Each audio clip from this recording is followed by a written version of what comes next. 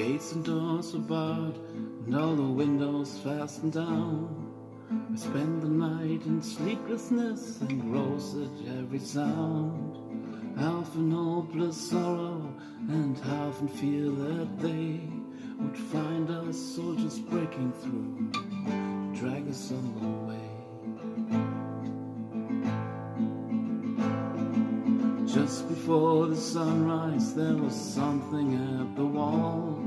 The gate began to rattle, the voice began to call.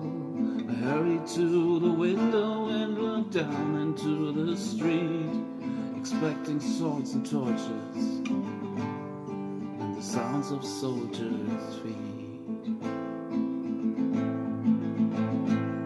There was no one there but Mary, so I went down to let her in. John stood there beside me as she told us where she'd been. She said they moved him in the night, none of us knows where. The stone's been rolled away, now his body isn't there. We both ran throughout the garden, then John ran on ahead. We found the stones and the empty tomb just the way that Mary said. The linen sheet they wrapped him in was just an empty shell. How or where they'd taken him was more than I could tell. Something strange had happened there, but just what I didn't know. John believed a miracle, but I just turned to go. Circumstances, speculation could lift me very high, as I'd seen them crucify him, and I saw him die. Back inside the house again, the guilt and anguish came. Everything I promised him just added to my shame.